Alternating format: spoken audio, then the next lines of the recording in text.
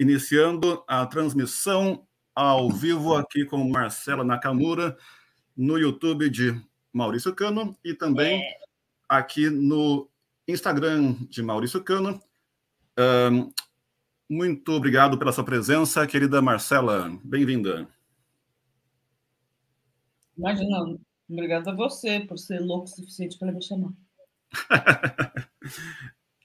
Eu agradeço demais a tua presença e das pessoas que já estão aqui aparecendo na nossa live aqui no YouTube. Fiquem à vontade, por gentileza, para se apresentar, para comentar, perguntar, beleza? No Instagram também.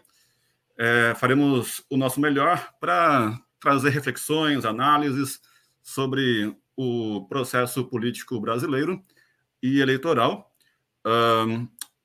Então, eu sou jornalista, Maurício de Paula Cano, pela USP, já trabalhei na Folha de São Paulo, no Estadão, tenho mestrado pela USP, com temas que abordei, inclusive, questões de ética, e passo a palavra para a Marcela se apresentar nesta véspera de eleições 2022. Eu nem coloquei um título, né, aqui no enunciado aqui. Meu nome é Marcela Nakamura. Não sei se dá para você alterar, não sei, quem sabe. Posso alterar depois, eu vou alterar.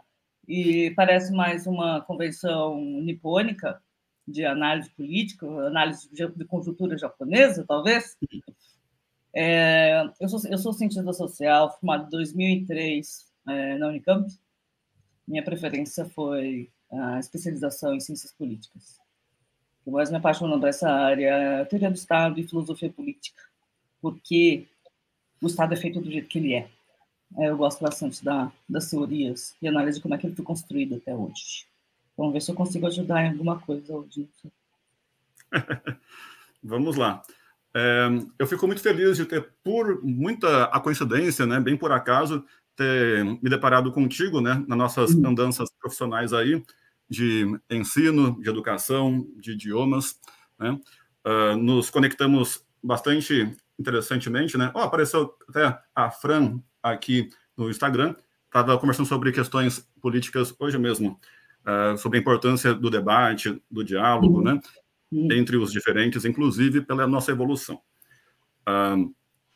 Então, vamos lá. Esse é o tema mais legal que tem. Como? Esse é o tema, acho que é o tema mais gostoso de se discutir, mais gostoso de conversar, que as pessoas têm. Sim, pois é. Na minha visão, né, como jornalista, como cidadão, o mais importante para uma evolução da sociedade, né, e nossas ideias, é justamente essa coragem na busca do outro, né? Só diante do contraditório e com educação, com argumentação embasada o mais cientificamente possível e com respeito aos sentimentos de cada um, que a gente consegue ter alguma, né, base possível de evolução, né? Você quer comentar um pouco sobre isso? Eu estava ditando meu nome.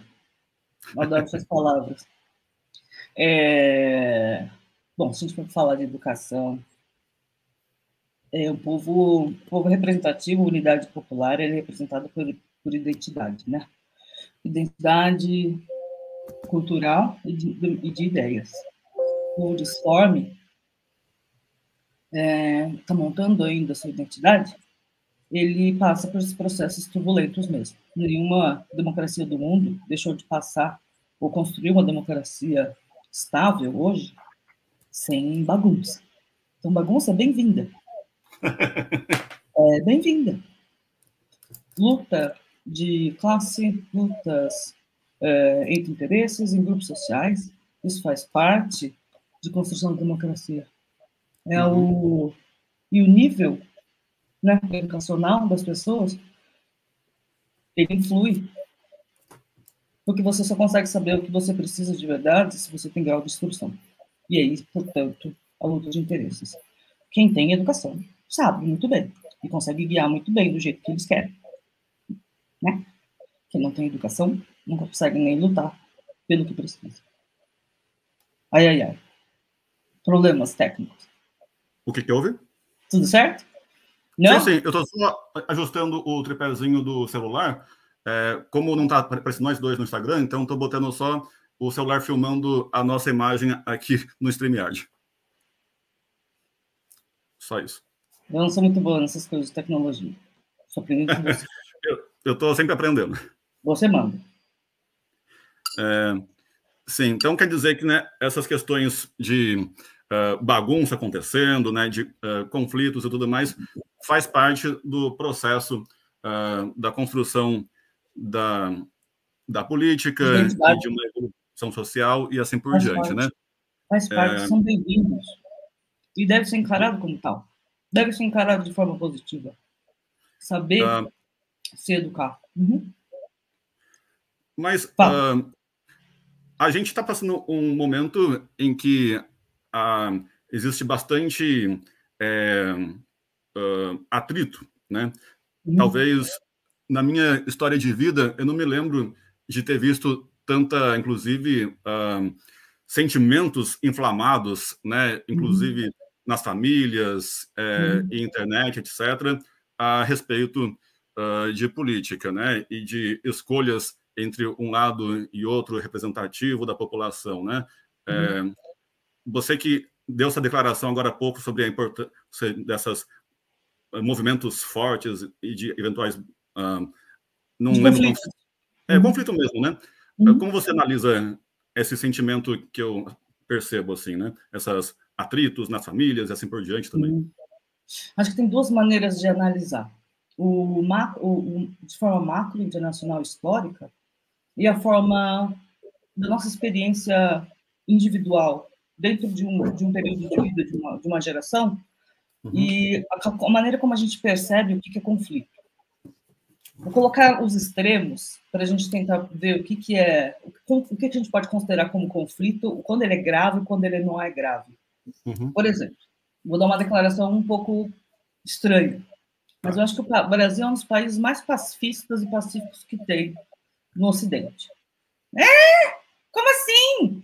Com essa bagunça, com essa gritaria, com essa polarização no Brasil? A França, para conseguir a democracia, eles decapitaram em praça pública um rei. Né?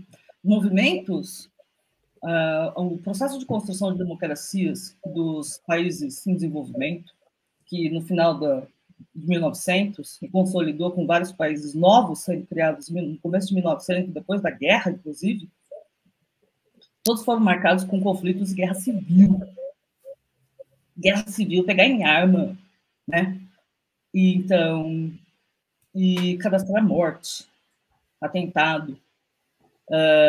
Estou falando que é para fazer tudo isso? Óbvio que não. O que eu acho mais surpreendente é que o Brasil escolheu o caminho da caneta. Esse eu acho um lado bonito do Brasil. Caminho do quê? Desculpa. Embora pode ser moroso. Oi? Caminho do quê? Não entendi. Da caneta.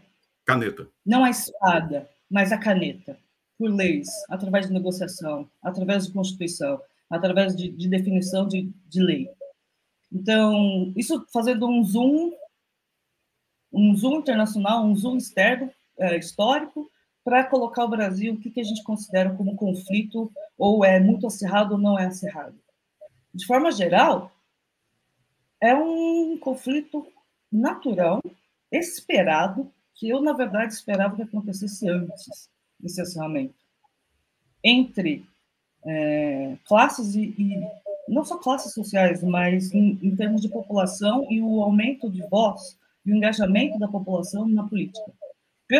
Num lado mais geral, o simples fato das famílias estarem conversando sobre política e não sobre futebol e carnaval, para mim é ganho.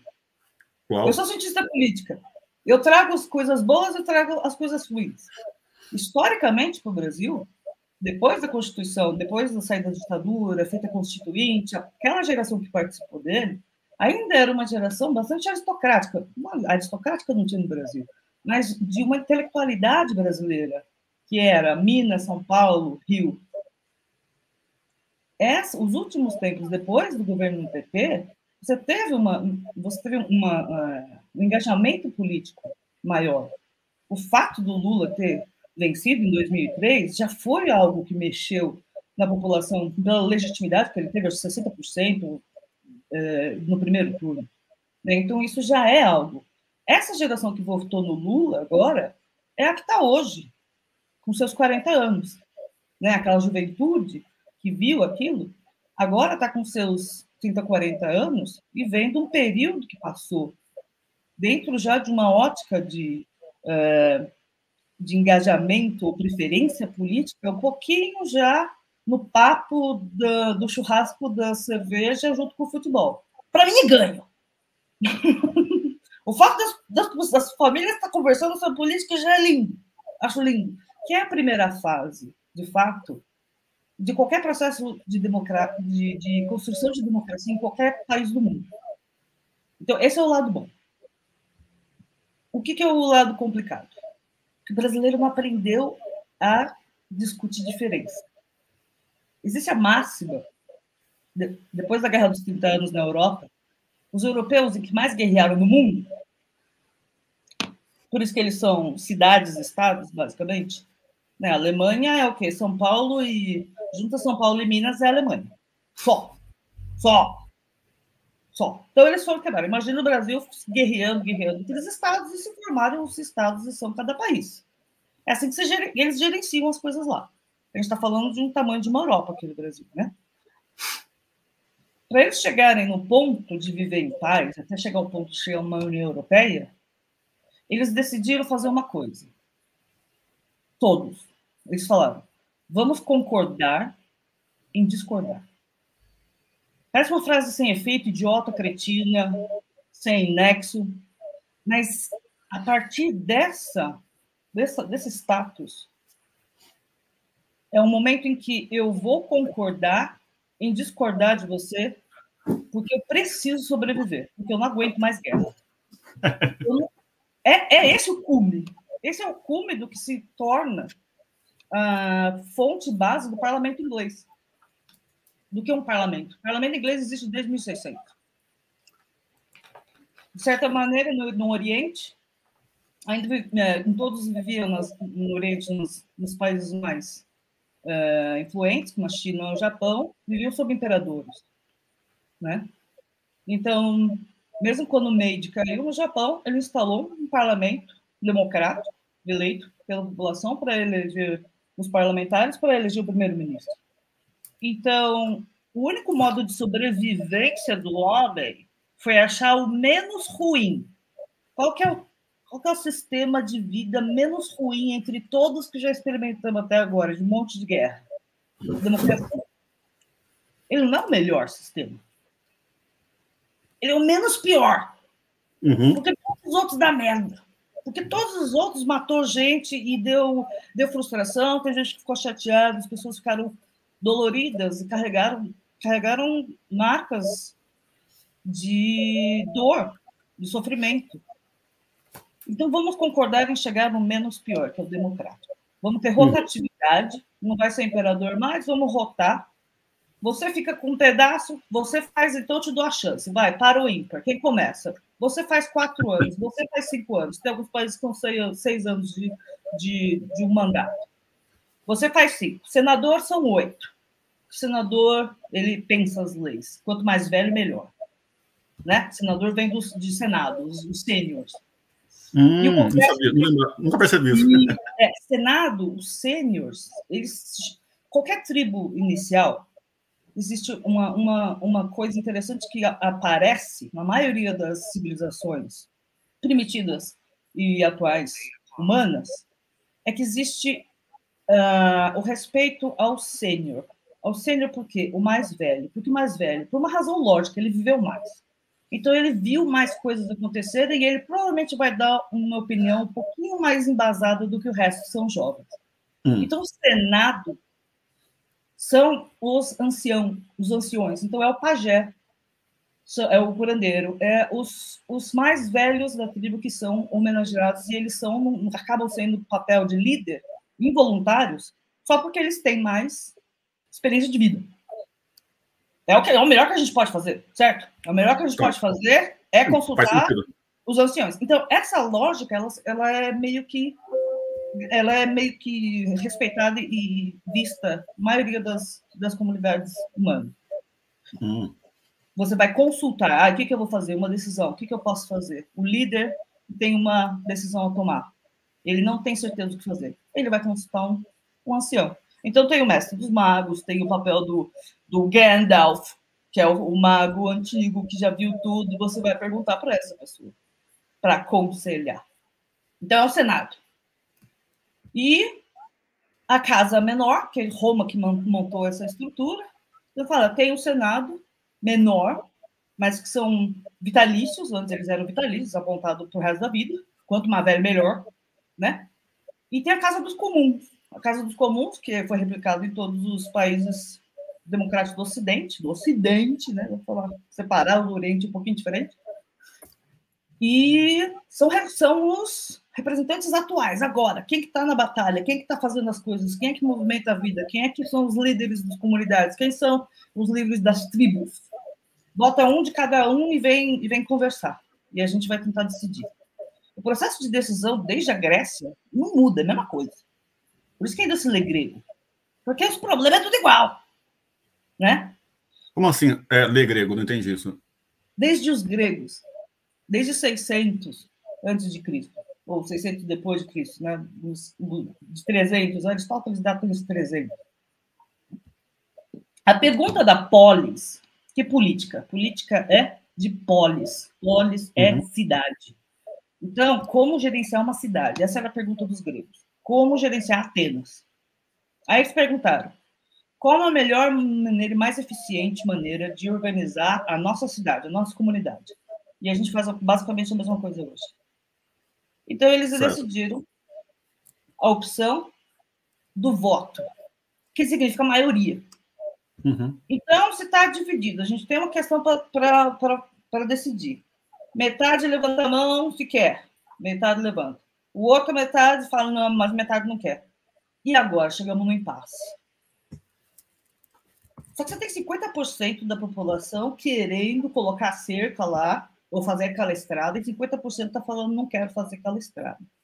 Só que todo mundo vai ter que entrar numa conclusão junto.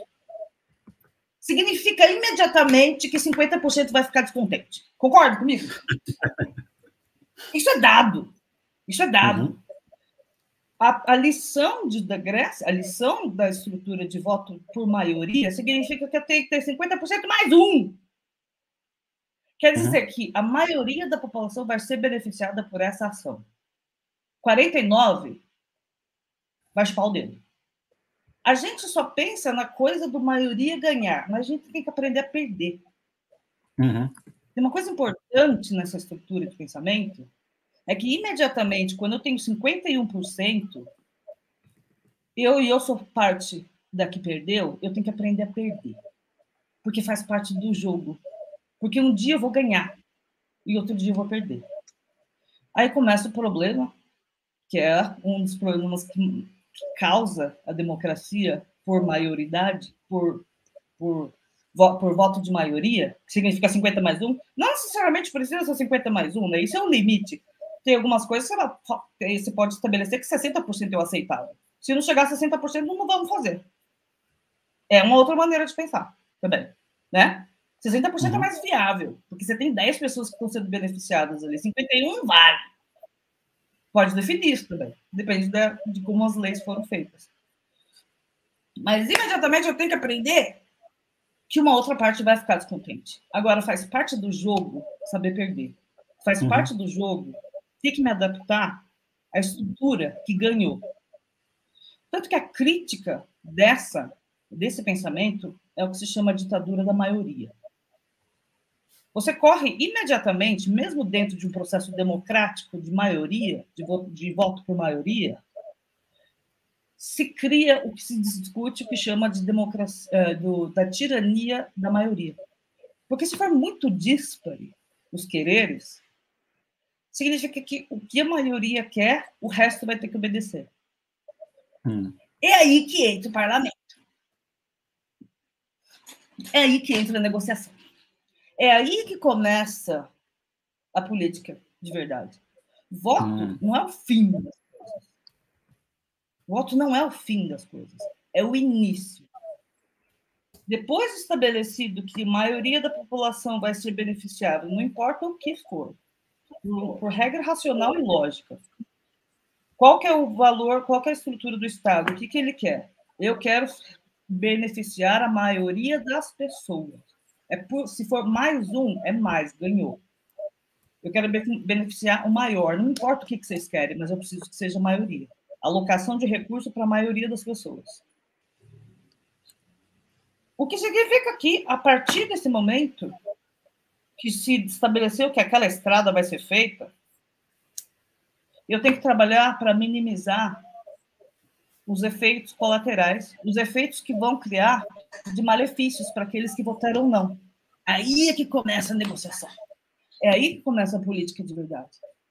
Porque você tenta mitigar quais são os que eles... Porque 50% da população é muita gente.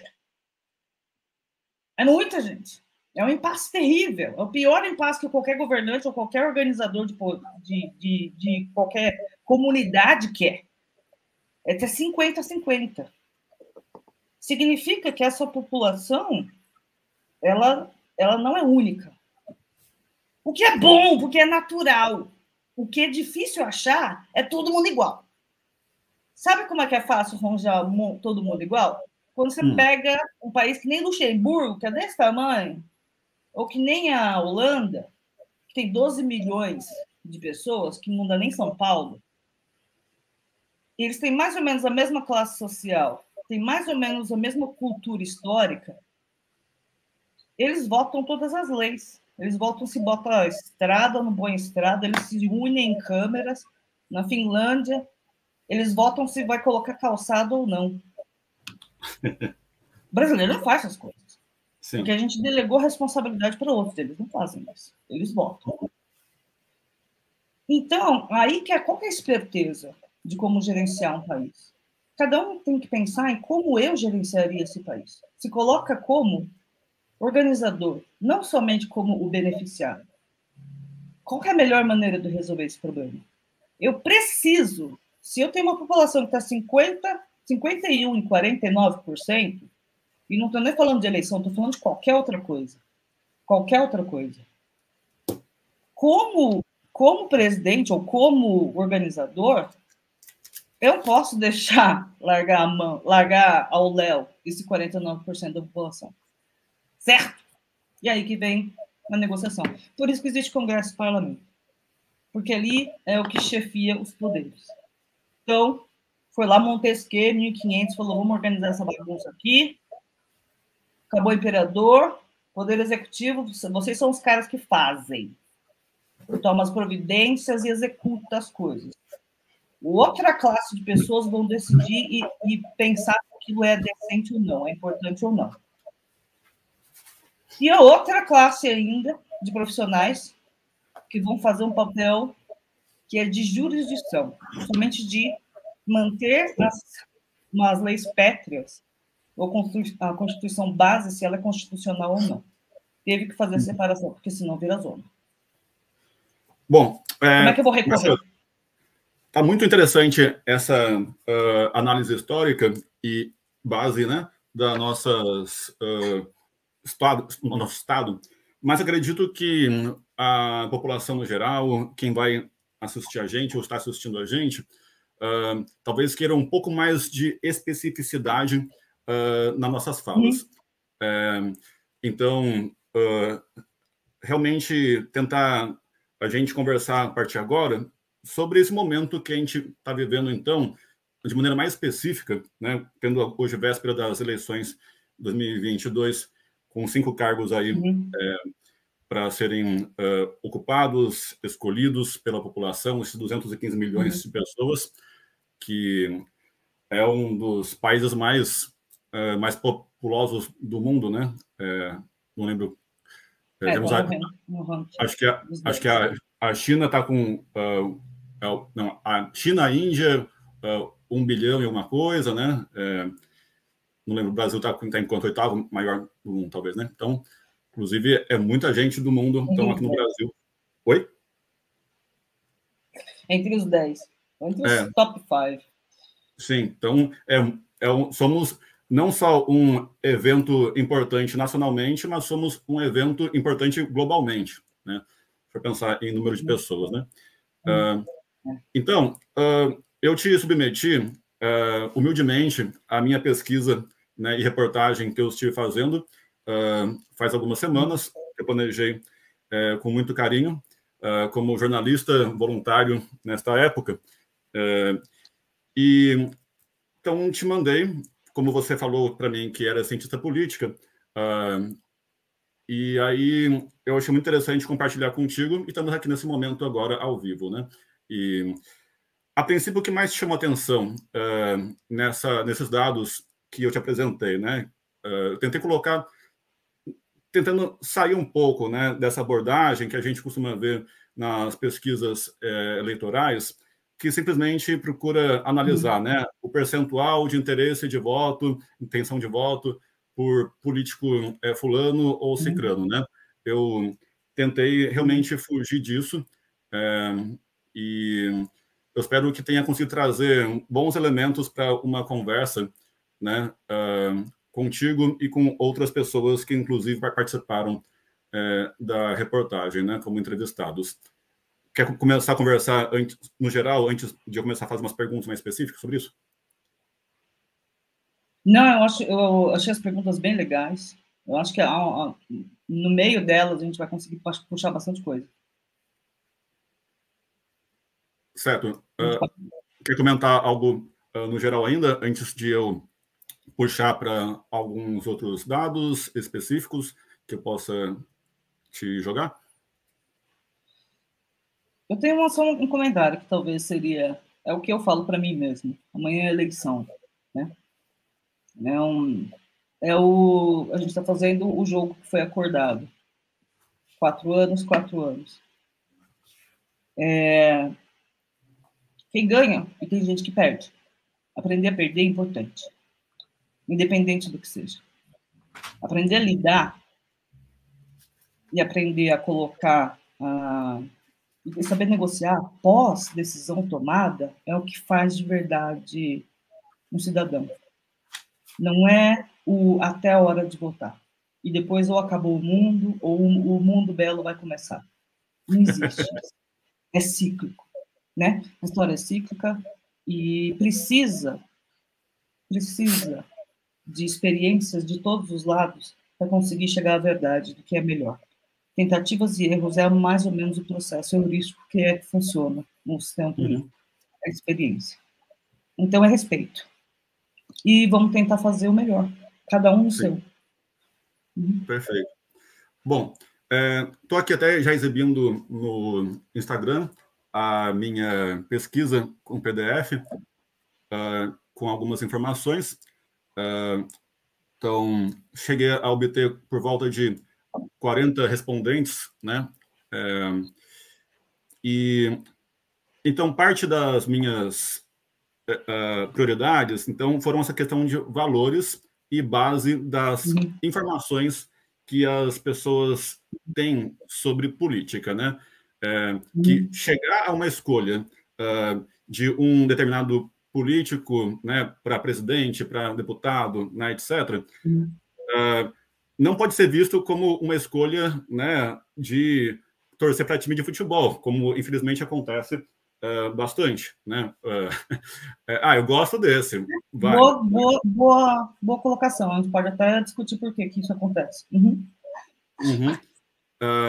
Então, a minha pesquisa tentou abordar a base, né? Aonde que começa isso, né? Então, eu coloquei primeiro como fonte, como base da minha pesquisa inicialmente, né? Como tópico 1, os meios de comunicação, né? Quais são as fontes de informação que as pessoas utilizam para depois ter suas informações, depois as suas prioridades temáticas na política, quais são o que elas preferem, né? Que seja escolhido pelo político delas, representante, para ser priorizado, né? E também os valores ideológicos, né? Que teríamos aí entre dois espectros que são muito famosos e que dá até medo de falar sob pena de alguém dar até calafrios, né? Enfim, e até você propôs um nome diferenciado com cores ao invés dos lados, né? Que se convencionou desde a Revolução Ah, Francesa. eu Né? acho. Eu acho. É muito antigo esse negócio de colocar direita e esquerda, como causa muita polêmica, e não é muito apurado da maneira como é enxergado, ou são alocadas determinadas concepções, acaba colocando mais para cá ou mais para cá determinadas questão de valor,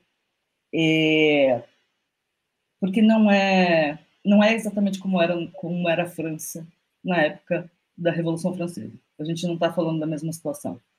Então, para mim, pode ser como colocar amarelo e azul, as cores primárias. Foi um lado amarelo e um lado azul. Quando você vai chegando no meio, vai ficando verde. Serve. Serve também. Porque a lógica é só isso. Mas é limite extremos do que você está falando? Tem uma escolha de maneiras de se escolher a melhor maneira de viver. E aí é que tem as várias maneiras. Então, vamos tentar colocar, então, numa régua, numa maneira mais simples de tentar posicionar as pessoas. Nunca vai ser bonitinho cair numa casinha certinha. A prova disso é a existência de tantos partidos políticos no mundo. Ou partidos políticos no Brasil. Quando está agora mais de 20, diminuiu um pouco. Acho que existem 20 maneiras de organizar um Estado. Não! Não tem. Existem dentro de ideias primordiais, vai tendo uma vertente um pouco mais fomentada, um pouco mais pronunciada por uma identidade. Por exemplo, então, o Partido Verde, né? Está dentro do partido, dentro da concepção de democracia, dentro de uma concepção progressista, mas o viés dele é buscando, olhando já dentro de uma estrutura de um ambiente do futuro. Então, ele se destaca por aquilo. Mas a concepção de base, ela não se difere. Por isso, ajuda a pensar nesse coloridão, o amarelo e o azul, vamos chegar a ver o que é o verde. E o legal é que você escolheu bem cores, né, da bandeira do Brasil, por acaso, né? Foi coincidência ou não? Por acaso, porque são 3 cores primárias só. E o Brasil tem as cores primárias, que dá para fazer todas as outras cores. Que legal. Enfim, engraçado. Vamos pensar nessa proposta. Bom, aí você buscou me mencionar, na hora que eu mencionei do início sobre a minha pesquisa, reportagem, né? No caso comparei com times de futebol, né? Em que eu acredito que não deveria escolher, né, um representante político como a gente escolhe time de futebol, que é mais por uma simples afinidade, né? Tipo, talvez uma herança de tradição familiar, gosto, né? Simplesmente, né? Uma paixão, né? E se basear nos meios de comunicação, nas informações que a gente tem, valores que eu analisei na minha reportagem, né? Então, procurei explorar mais essa questão do que te chamou atenção no time de futebol.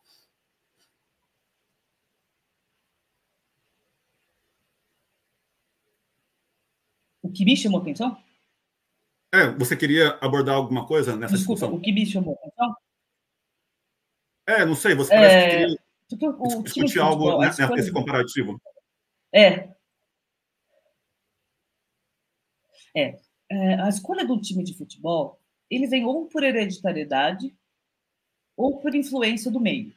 Minha família é corintiana, meu pai é corintiano, ele te levou no jogo e você tem uma ligação afetiva, um valor repassado, porque faz bem para mim, porque é a história que eu tive com meu pai assistindo o jogo.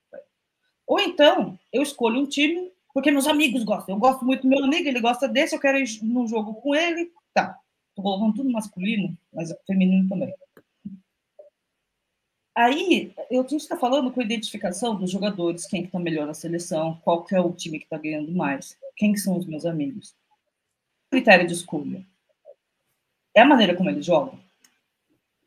É a maneira como eu acho que eu pensaria um time de futebol, a maneira como eu pensaria como deve se jogar um time de futebol é exatamente da maneira que aqueles jogadores jogam, portanto eu gosto deles. Não! Então, ela é uma escolha mais de afetividade, ela é uma escolha de é uma escolha mais... Ela é espontânea, mas ela é criada através de afeto. A propaganda política, como se escolhe, o simples missão de ter que escolher um representante que vai gerenciar o país pressupõe que você sabe os requisitos necessários para fazer esse trabalho. Sem que a população entenda exatamente como é que é o trabalho de um presidente ou do governador, o que ele faz e para que ele faz, para que o cargo dele existe. A pergunta é essa. Tira ele da sociedade. É a mesma coisa?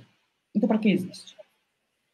Então, começando através do negativo, existe um cargo. Então, por que ele tem que fazer? Para pensar, através das responsabilidades dele, você tem que pensar, tem que organizar. Isso dá trabalho. Isso vem com educação, né? Com discussão dentro da escola, dentro da família. O alinhamento de escolha, ele vai muito influenciado pela mídia. Porque o final, eu vou olhar os candidatos, eu vou assistir o debate. Tenho que votar, vou assistir o debate. Eu vou olhar aquele que não fala besteira, que eu não concordo. Esse é meu... que não faz um papel de palhaço, ou que estão dentro dos critérios do que eu acho sério. E eu vou pela maneira como ele se comporta ali. Embora eu não sei nada sobre a vida dele, e eu não sei nada como ele foi nos últimos trabalhos dele, ou quais são as métricas que ele, de fato, conseguiu entregar. Eu vou ali, naquele último momento, e eu tenho que escolher. Eu vou no mais simpático. Eu vou naquele que eu gostei mais. E vai pelo fator de reconhecimento de quanto mais familiaridade eu tenho com ele. Esse aqui eu não conheço, não sei quem é, não vou votar. Esse daqui já está mais tempo, já vi a cara dele, já concorreu a outros cargos, outros anos. Ele é antigo, então eu vou com ele. É por reconhecimento e por recollection de memória, por histórico de exposição daquele determinado personagem na sua vida. Uhum. É a mesma maneira que a gente escolhe um time de futebol. Certo. Então, realmente, você acha que no Brasil, você avalia que no Brasil é realmente esse modo que eu falei meio brincando até. Uhum. Esse modo de escolher... Existe uma porcentagem. Sim, existe uma porcentagem. E é porque a pessoa é desinformada, porque ela não gosta de política, porque ela é uma tonta? Óbvio que não. Óbvio que não. É porque ela não foi ensinada a distinguir critérios de escolha. É como você me levar para comprar o novo jato da Força Aérea Brasileira. E você me leva para escolher qual que é o melhor para comprar. Eu não tenho nenhum critério. Como é que eu vou saber se é bom? Eu vou lá escolher uma bonitinha. Mais barato, mais bonito. Quer dizer, tem alguma métrica de escolha? Tem. Mas é um critério melhor possível para ser feito? Não. Porque eu precisei ter uma base de cargo, uma base de estrutura, algumas perguntas feitas antes para conseguir fazer uma escolha. E essa escolha ela tem que ser dada através da educação. Tá. Nós não somos educados politicamente. Eu vou aproveitar para interromper um pouquinho essa nossa linha de raciocínio sobre a escolha como é afetivamente feita, por exemplo, né, que aparentemente existe uma influência muito forte dessa coisa emocional, hereditária, de amizades, né, grupo em que a gente está socialmente, para essa escolha de um representante político no poder que vai definir, né, quem vai tomar conta do dinheiro do país, né, que são bilhões e bilhões e tal, né, não é guiada tanto assim, aparentemente, pela razão, né, por uma análise científica, né, como alguns até falam que poderia ser, né, concurso público, né, analisando qual que é a capacidade do tal com administração e assim por diante, poderia ser, né, mas não é por popularidade, né? E sim, popularidade... foi uma decisão importante, exatamente, esse é um ponto importante. Existiram países que adotaram pela estrutura de concurso. Você não se candidata se você não passar por determinadas provas. A Alemanha, por exemplo, para ser votado vereador, você tem que passar por uma prova de mostrar sua competência de gerente. Ah, eu não sabia. Perante administrativo público, por exemplo. Que interessante. Esse tipo de organização, ele já ajuda. Eu sou a favor de cursos preparatórios para gerenciadores de cidades. Ao mesmo tempo que a Constituição ela deve deixar aberta a qualquer um se candidatar. Porque um líder sindical, um líder de comunidade, ele representa uma comunidade. Não há como deslegitimar essa pessoa. Entende? Porque, independente, ela vai ter os assessores para fazer a parte burocrática, blá, blá, blá, blá, mas a decisão final, que é pautada em cima do valor da escolha, ela representa aquilo. Então, é necessário que deixe as portas abertas para qualquer um, de fato, para se falar que é um país democrático, um país aberto. Teoricamente, sim, ele é necessário que seja. No entanto, uma preparação técnica para tanto, para escolher um coach de um time de futebol brasileiro, o brasileiro não aceita qualquer um. Então, por que a gente tem que aceitar qualquer um? Faz as provas, estuda, né? Ele tem selos certificados. Olha, eu tenho um bom desempenho. Esses são critérios que poderiam ser adotados. Sim. Bom, o Leonardo, que fez um comentário aqui no YouTube, ele comentou, né? O negócio é não colocar Lula nem Bolsonaro, né? Esses, certamente, são os temas mais inflamados dos tempos recentes, né? Inclusive, na minha pesquisa, verifico que praticamente ninguém tem informações direito ou opiniões quase, ou lembranças sobre deputados, senadores, né? Um pouco governadores, né? Que já é o poder executivo e tem uma cara, né, mais, que aparece mais regionalmente, mas o disputa pelo cargo de presidente da República é sempre praticamente recorrente, né? Inclusive porque aparece na mídia, como você falou, né? Veículo de comunicação está toda hora aparecendo, né? Jornais, televisão e em qualquer bar de esquina, né? Padaria, a gente aparece conversa sobre isso, né? Você vai votar no Lula, no Bolsonaro, ou no Ciro Gomes, ou em outros aí, né? E então também teve outros que falaram: eu não vou votar em nenhum, porque nenhum desses presta, e assim por diante, né? Como você pode analisar essa questão, né? Tipo, de uma quase que um desprezo na prática pelo Congresso, escolher pelo Congresso Nacional, que são em número bastante grande de representantes, mas um foco bem grande nessa parte do Poder Executivo, né? Governadores, e presidente da República em grande foco total, quase, né? Isso é explicado por essa é a minha opinião, tá? É uma figura paterna. É algo que vem, é como se isso vem como a representação do governo. Ele acaba pedindo. O Brasil tem uma história de colonialismo forte. Então, e também religioso. O porquê a gente tem um cargo que é de presidência, de simplesmente falar, para quê? Qual é a diferença que faz? Precisa dar tanto poder para uma pessoa assim? O fato é que ele não tem tanto poder assim. Ele é vetado por várias coisas. Mas a popularidade desse cargo, ele foi feito famoso pelo desejo de salvação. Está muito ligado com a história afetiva de que alguém pode nos salvar. Se mistura. Não, a gente não lembra que isso é um cargo que roda de cadeira. Ele deve ser rodado. A estrutura é feita para rodar. Porque se eu tivesse um salvador da pátria, ele elegiria como imperador. Pronto, acabou. É melhor.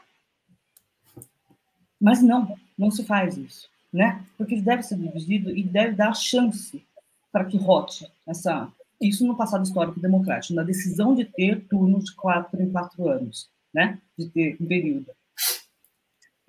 A polarização no Brasil, ela não é nova. Ela é nova no Brasil, mas ela não é nova internacionalmente. Eu não entendi. O que não é novo? A polarização entre dois partidos grandes, entre dois grandes, hoje atualmente até, no mundo, na Europa, no mundo europeu também, essa é uma tendência do século XXI. E tem diversas razões por que isso acontece. Mas ter dois poderes grandes, isso não é novo na história. Em todos os países da América Latina e todos os países da Europa, europeus, que no processo de democratização, ele tem que ter a contraposição.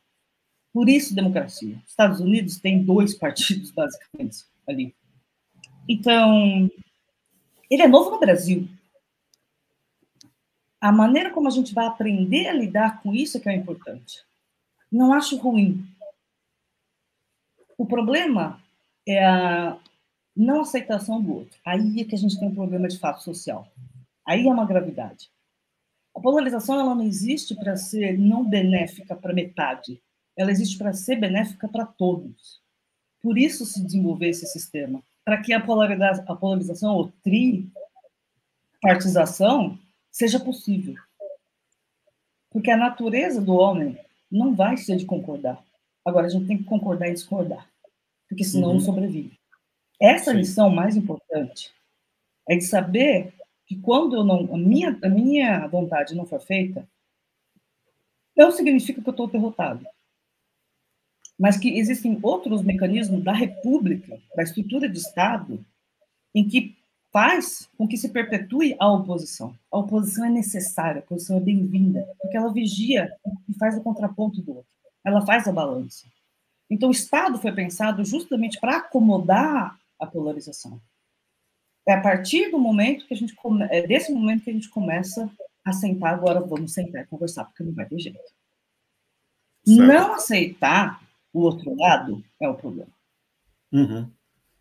É isso. Por isso que existe uma preocupação mais forte de alguns analistas sobre os últimos anos, talvez, você acredita, por esse acirramento de não aceitar o outro, talvez, né?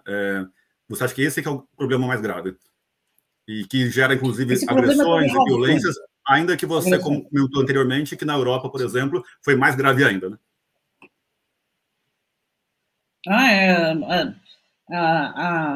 O Irã decapita por muito menos. Né? Então, a gente está até um pouco... Mas tem uma coisa. Mas é uma coisa importante para dizer, para lembrar. Qual que é a raiz da raiva? Porque a gente está falando de raiva agora, a gente não está falando mais de política. Agora a gente está falando de uma coisa que é bem diferente de política. Quando as populações, as comunidades, elas se entram em atrito, a gente deixou de falar de política, agora nós estamos falando de pessoal. Eu não sou uma ideia, eu represento e eu estabeleço determinados ideais. Dentro do ideal de sobrevivência, por lei, a aniquilação do outro não é permitida, certo? Por lei. Então vai por terra. Você não pode fazer nada, teoricamente. Nós concordamos em viver em paz, com o sistema de justiça. Mas o ódio não existe? Por que ele existe? É óbvio que ele existe, mas ele tem uma razão. Toda raiva, existe uma única razão do porquê raiva ou agressividade ela brota no ser humano. E essa é a mais importante. Nós só sentimos raivas quando nós nos sentimos desrespeitados. Em algum momento, em algum ponto, nós nos sentimos humilhados, nos sentimos desrespeitados por alguém que a gente considera em algum nível. Se eu não considero, não vou me sentir, né? Essa é a chave. Existiu alguma coisa que as pessoas estão magoadas e machucadas. Essa é a coisa mais importante. O ódio não é o fato de sentir, o simples fato de sentir ódio, mas houve uma razão. Por que eu estou me sentindo desrespeitado? Eu estou me sentindo desrespeitado ao ponto de ser agressivo com aquela pessoa, porque aquela pessoa representa quem me agrediu. Vamos falar sobre o que pode ter agredido muito da população brasileira que deu uma eleição ao Bolsonaro, por exemplo, em 2018. Tinha uma razão. Tinha uma razão simples. existia, independente do grau e das punições que foram feitas do governo, com denúncias de corrupção, independente do cidadão, é um fato que eu confiei e eu fui traído. Traição é algo individual. Isso é algo que é pessoal. Quando a gente traz essa discussão, ver alguém defendendo alguma coisa que me machucou, que me agrediu, é impossível de aceitar. Veja, você não está lutando contra o outro, você está lutando contra uma ideia. Aí é que tá. E ele não é aquele que me agrediu, é um outro que me agrediu e aquele lá está vindo por tabela. A agressão ela está no lugar errado. A agressão ela deve se focar dentro da escolha, dentro do voto, e depois nas negociações dentro do parlamento. É ali que o pau tem que quebrar mesmo. Se tem um lugar que tem que quebrar o pau, é dentro do parlamento. Ele foi feito para isso, para sair no pau. E a sociedade brasileira ela decidiu eleger quem vai brigar por mim. E lá o pau quebra mesmo. E tem que quebrar. É feito para isso. Então, nós não estamos machucados ou nervosos com metade da população brigando com metade da população. Não. Eu tô revoltada com uma ideia que me agrediu. E eu transferi aquela raiva para pessoas que falam algo parecido. Mas não é a pessoa em si que é o problema. Não é quem é a problema. É a ideia em si. É esse o deslocamento da agressão. Por quê? Essa é a fase de aprendizado dentro de uma democracia, em que a gente sai do nível individual para perceber que existe um meio abstrato, que viver em sociedade ele é abstrato. Ele é através de um congresso. E é lá que o pau tem que comer. Né? Do modo certo, né? Do modo estabelecido. Bom, muito obrigado pela sua análise. Pareceu muito pertinente, né? Acho que essa questão da raiva, dos sentimentos que afloram, né, inflamam um diante do outro, de familiares, de colegas de trabalho, etc. E não conseguir nem ouvir falar sobre política. Acredito que muitos brasileiros não veem nem a hora de passar as eleições para pararem de ouvir falar sobre política nas redes sociais, no dia a dia. Né, dá uma alergia, acredito, para muita gente, né? E essas questões de raiva que acabam se voltando das ideias para as pessoas à nossa volta, que você comentou, acho que é um tema muito pertinente, né? E vale a pena, então, abordar um pouco mais essa dualidade, né? De Lula-Bolsonaro, então, do cargo mais visado das eleições de presidente da República e tal, e da polaridade que você bem mencionou, o lance dos Estados Unidos, né, que temos, de fato, só republicanos democratas. Né? Talvez também tenha outros partidos, né, mas, na prática, esses que aparecem mesmo. Né? E, no caso do Brasil, tivemos a oposição bem longa, né, entre PT e PSDB, por exemplo. Agora está entre PT e Bolsonaro, que, independente do partido que foi fluindo, migrando entre vários, né? E o interessante é isso também, né? Que passou de partido para uma figura que migra de partidos, né? Também isso é uma coisa curiosa a se analisar. E você mencionou aí um ponto, né? Sobre o sentimento de traição, né? Então, a gente precisa entender essa eleição de Bolsonaro em 2018, faz 4 anos, que pode se contrapor agora à figura anterior de Lula, ou, claro, esperam-se ainda os que votam em Ciro, Simone Tebet, ou outros de menor percentual nas intenções de voto de pesquisas, que ainda procuram manter a sua fidelidade a um programa de governo, independentemente dessa escoamento de voto útil, né? Vou votar dos que tem mais chance, né? Até essa é o motivo de polaridade. Bom, eu não quero votar que não vai ganhar de maneira alguma. Vou já ver qual tá. A percepção é muito, ela é muito relevante. Existe isso. Eu não vou nem considerar outros, porque não vai ganhar mesmo. Sim. Vou dizer uma coisa. Até votar nulo, o fato de votar nulo, votar em branco, não deixa também de ser uma demonstração de insatisfação com os atuais, com o que ocorre. Politicamente analisando, ele é válido. Significa que ele não quer nenhum dos que se apresentam. Ele não é um voto jogado fora também. Num cenário geral, significa que existe uma dissidência, existe uma população que está descontente com qualquer das... E é legítimo que isso exista. Eu até prefiro que vote nulo e vote, né, do que às vezes nem votar. Porque isso faz sentido. No tempo, nas próximas eleições, por exemplo, eu acho que o Brasil está passando um momento bem único, assim, porque existem cavalos muito fortes na arena e que puxam muito o debate no cenário, né? Eu falo, opinião minha, sabe o que seria gostoso? Se tivesse eleição entre candidatos tipo de Simone Tebet e Ciro. Eu não entendi. Nós dois conversando, debatendo. Ciro e Simone Tebet. Seria divertido. Seria bom. Porque é um nível de qualidade de candidatos mais aprofundados.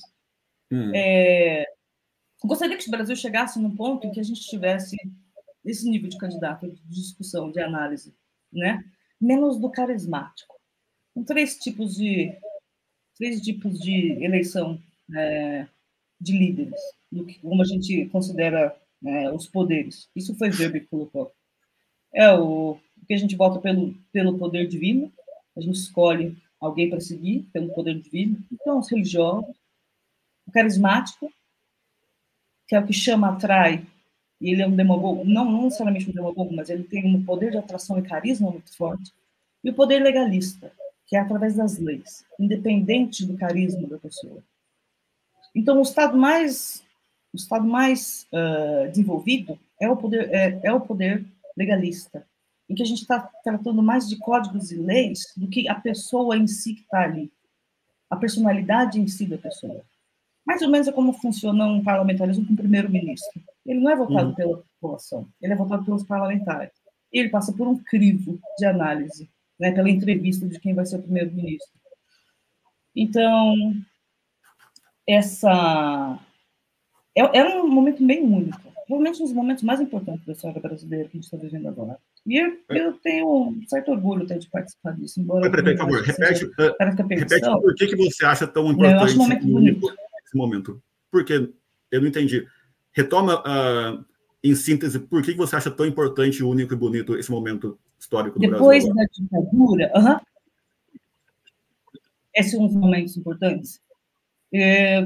Depois da ditadura, acho que os momentos mais importantes foi a instalação da democracia no fim da ditadura, nos anos 80, a escrita da Constituição. Depois desse evento, a gente tinha, era o PSDB e o PT, que é o que mais eram os concorrentes da época. O momento em que, na América Latina, sempre existiu um momento que o populista, tomou o poder. O Brasil levou um pouco mais de tempo que os países da América Latina, mas isso aconteceu, foi o Lula. No momento de desenvolvimento da democracia, depois, de fato, sendo uma democracia, é muito jovem a democracia brasileira, tem 20 anos, agora vai fazer 30 anos. É muito jovem. O parlamento inglês é de 1600. Então, essa população, agora, ela colocou um populista no Brasil, na presidência, e ele teve um largo espaço de tempo. Esperar, geralmente, depois de um longo tempo de um governo bem aceito, que teve modificação em muitos índices de desenvolvimento do Brasil, o sonho deixou de ser tão vivo quanto era. Porque os resultados não mostraram tanta riqueza depois. Ocorreu uma recessão, aconteceu uma crise econômica em 2018, né, no período da Dilma.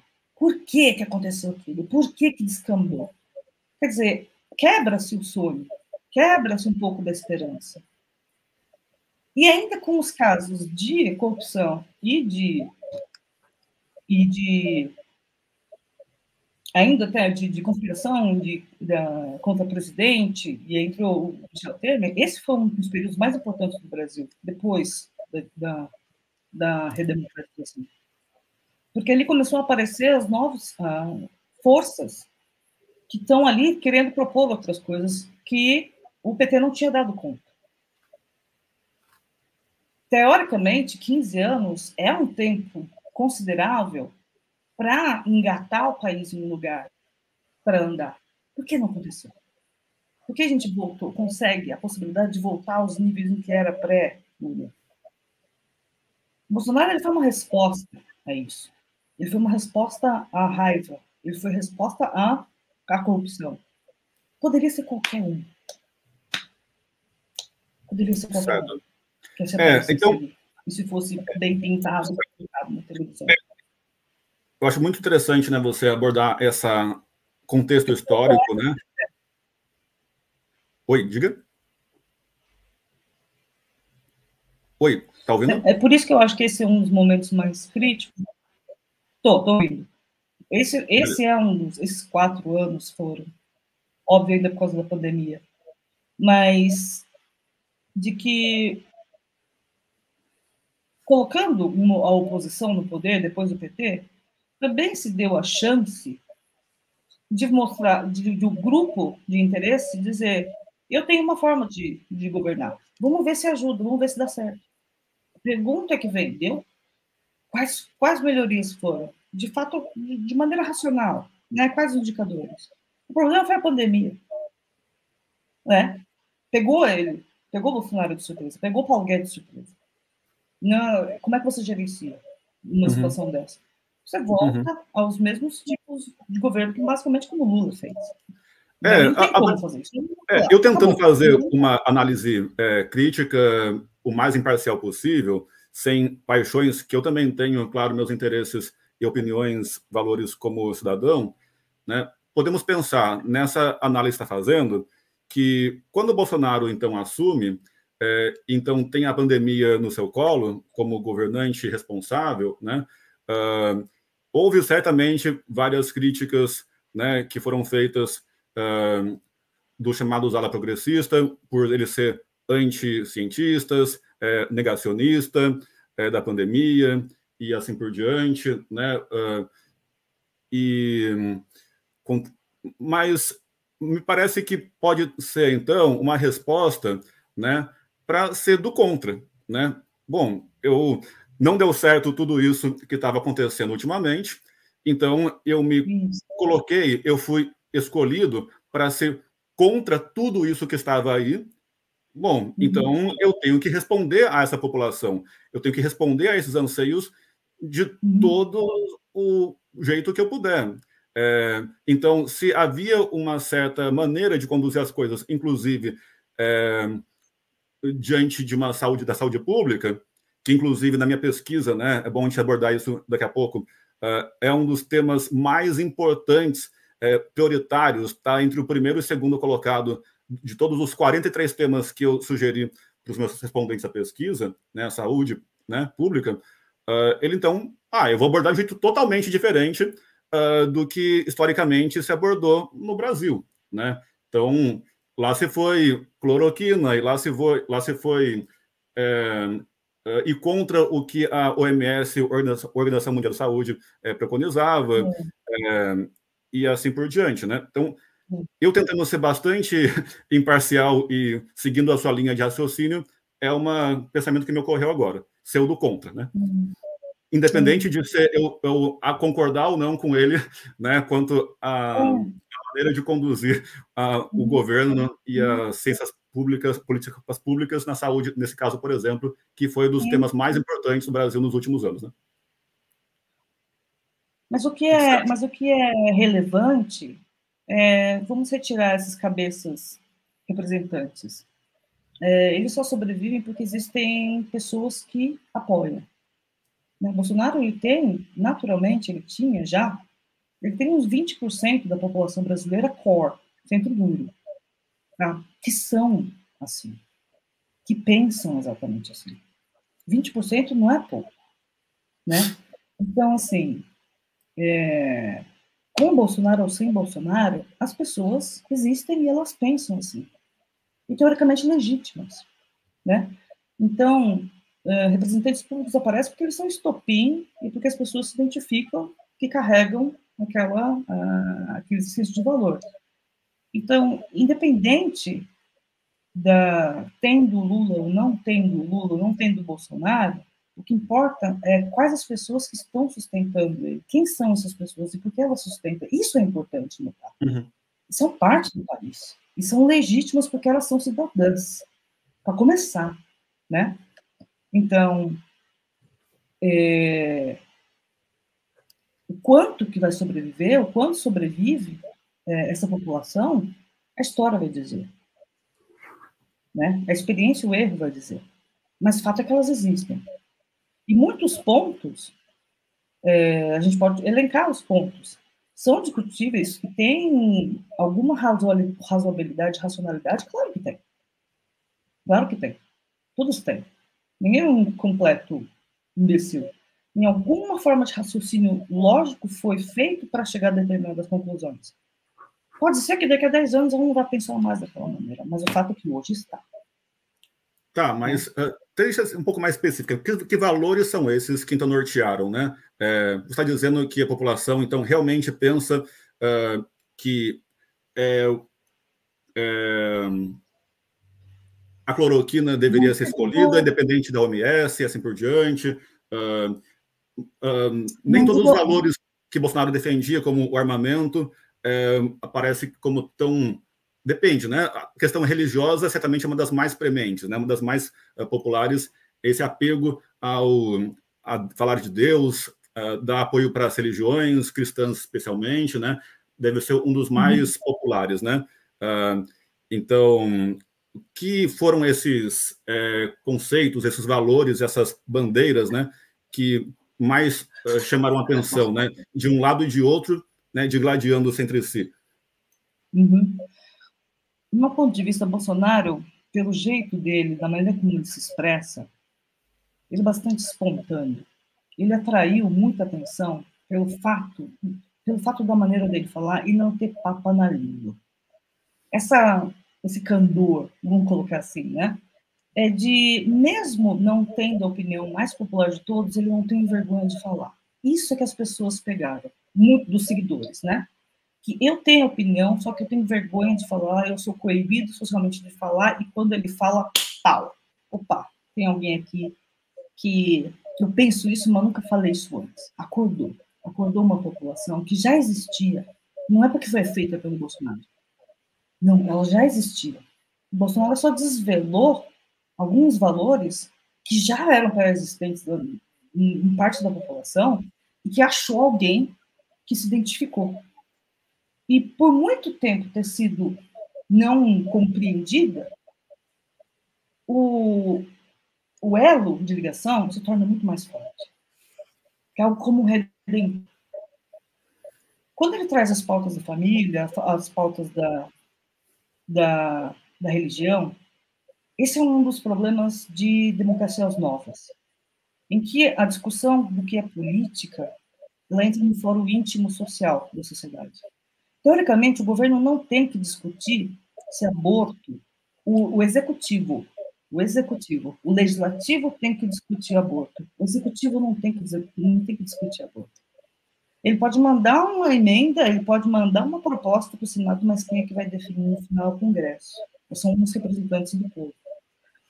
As pautas de fórum íntimo, religião, elas não são parte de um governo executivo, mas é a maior fonte em que eu consigo identificação com as pessoas.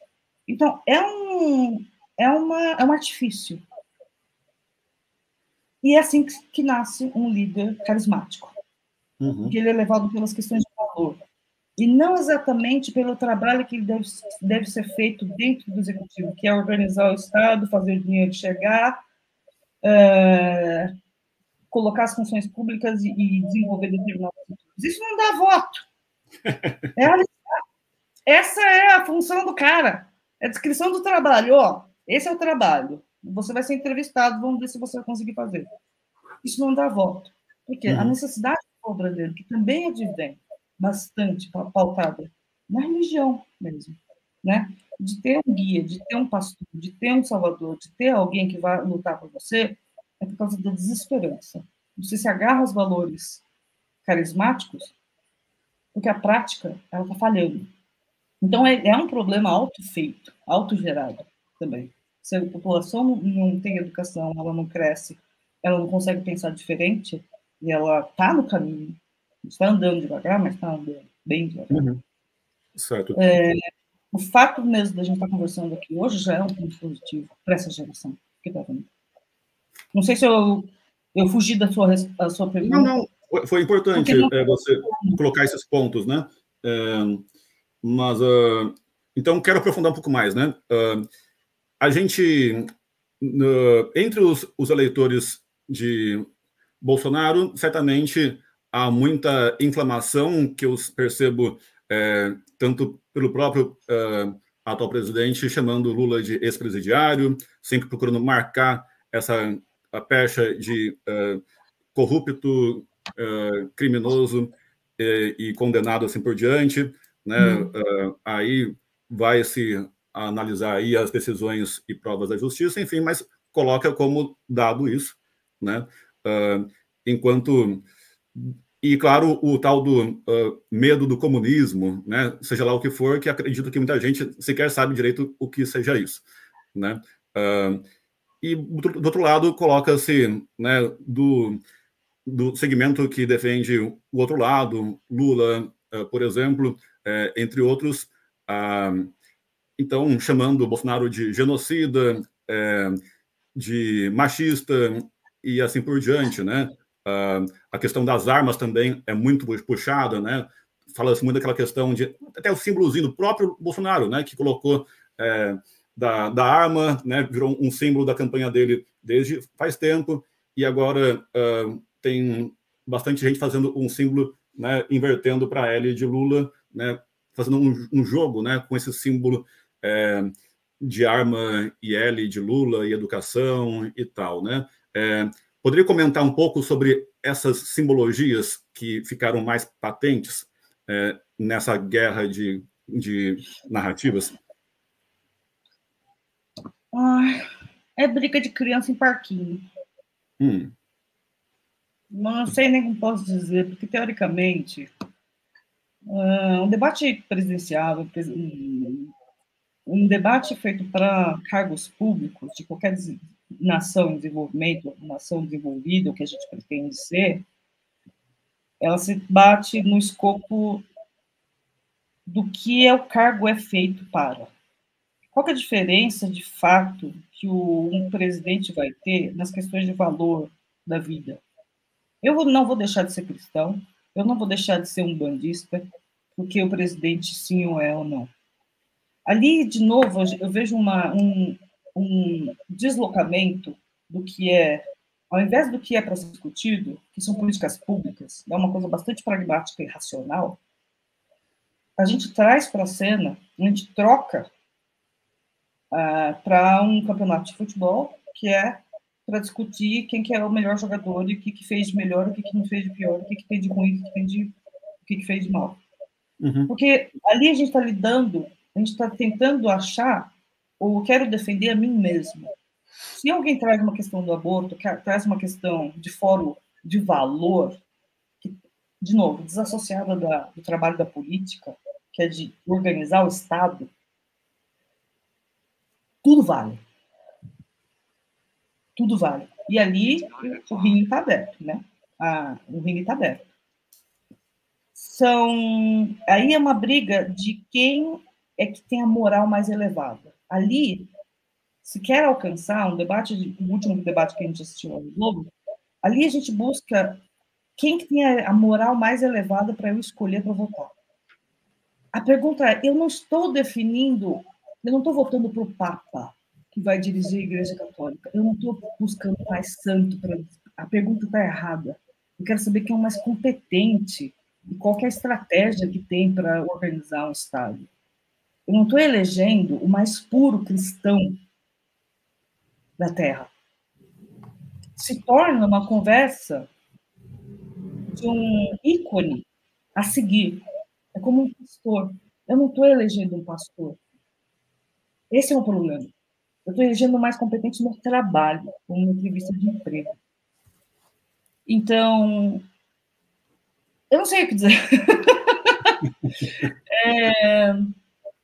Por que existe isso? Porque as perguntas não são feitas, as perguntas corretas não são feitas, as perguntas erradas são feitas. E deixa espaço para que esse carnaval aconteça. Uhum. Essa questão do Estado laico, né, às vezes aparece em oposição às demandas religiosas e o quanto de manifestações que aparece, né, até foi slogan, né, do Bolsonaro desde faz tempo, né, alguma coisa como Brasil acima de todos e algo do gênero, não, Deus acima de todos ou alguma coisa assim. Então, e por outro lado, tem sempre os que colocam, mas o Estado é laico, não pode ter essa coisa de falar de religião e tal no poder. Acho que temos até isso na Constituição brasileira, né? Mas é uma fala talvez um pouco, não sei se ingênua, inocente, que às vezes talvez seja um pouco letra morta, né? Porque se tudo isso está acontecendo de manifestações cristãs, religiosas e com esses slogans que continuam aparecendo, e temos inclusive, acho que em várias repartições públicas, acho que crucifixos, né, símbolos cristãos nessas repartições públicas, acho que no STF também, ou várias coisas assim, câmaras e congressos e tal. Então, como fica essa questão espiritual, religiosa, cristã, versus o Estado laico, que teoricamente está na Constituição? O governo é feito de pessoas. 80% do brasileiro prefere Cristo. Isso é uma escolha. Uma média de 80% da população brasileira, ou ela é católica ou ela é evangélica, mas ela é cristã, né? Separar o indivíduo do papel social, do papel social, quando eu digo papel social, é o cargo que exerce. Retirar, é muito difícil fazer essa cisão entre eu sou, a partir desse ponto, eu sou a minha vida privada e essa aqui é a minha vida pública. Deveria ter, países forçaram isso, muitos países conseguiram colocar uma burocratização maior.